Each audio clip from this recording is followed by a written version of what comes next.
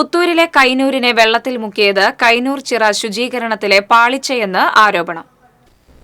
2018 പ്രളയത്തിന് ശേഷം കൈനൂരിലെ വീടുകൾ വെള്ളത്തിൽ മുങ്ങിയത് കഴിഞ്ഞ ദിവസമാണ്.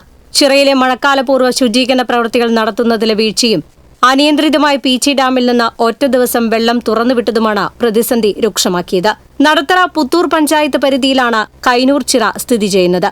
പുത്തൂർ നടത്തറ പഞ്ചായത്ത് അധികൃതർ നേരത്തെ തന്നെ ചിറയിലെ ചണ്ടിയും മറ്റും നീക്കണമെന്ന് ആവശ്യപ്പെട്ടിരുന്നു. ഇത് സംബന്ധിച്ച തുടർ നടപടികളെടുക്കാൻ വൈകിയതാണ് ചിറയിലെ വെള്ളത്തിന്റെ ഒഴുക്കിനെ ബാധിച്ചത്. കാലങ്ങളായിട്ട് ചെയ്യുന്ന നടപടി ഈ പ്രാവശ്യം ചെയ്തിട്ടുണ്ടെങ്കിൽ ഇങ്ങനെ കൈനൂർ ചിറയുടെ അവിടെ വെള്ളം തടിച്ചു നിൽക്കില്ല. അതുപോലെ ചണ്ടികളൊന്നും അറിയില്ല. നമ്മൾ കണ്ണാറ പാലം തൊട്ടാണ് ചണ്ടികൾ ഉള്ളത് അധികം കാണുന്നത്. അപ്പോൾ ഇത് ചെയ്യുകയാണെങ്കിൽ നമുക്ക് ഇത്രയും വലിയൊരു ആപത്തിന് നമുക്ക് രക്ഷപ്പെടാമായിരുന്നു ഈ പ്രാവശ്യം. അതിനുള്ള മഴയൊന്നും ഇപ്പോഴും ഇവിടെ പെയ്തിട്ടില്ല.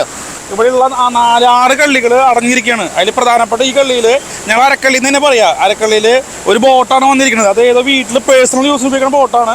അത് വന്നിരുന്ന ഈ കള്ളി കൂടെ തീരെ വെള്ളം പോണില്ല. അതുകൊണ്ടാണ് വെള്ളത്തിന്റെ അളവ് കുറവ്. മേജർ ഇറിഗേഷനാണ് ചണ്ടിയും മറ്റു തടസ്സങ്ങളും നീക്കം ചെയ്യേണ്ടതെന്നാണ് പഞ്ചായത്ത് അധികൃതർ പറയുന്നത്.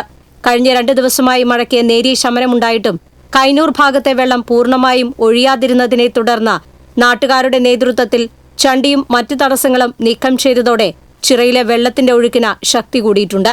നിലവിൽ ചിറ കവിഞ്ഞാണ് ഒഴുകുന്നത്. മൂർക്കനിക്കര സെന്ററിൽ വെള്ളക്കെട്ട് താഴ്ന്നിട്ടുണ്ട്.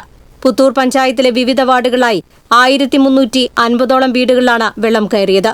പുത്തൂർ പഞ്ചായത്തിന്റെ നേതൃത്വത്തിൽ തുടങ്ങിയ 3 ദുരിതാശ്വാസ ക്യാമ്പുകൾ പ്രവർത്തിച്ചു വരുന്നുണ്ട്. നിരവധി പേരുടെ കാർഷിക വിളകളും നശിച്ചു. നാശനഷ്ടങ്ങളുടെ കണക്ക് പഞ്ചായത്ത് അധികൃതർ ശേഖരിച്ചു വരികയാണ്. TCV news, Thrissur.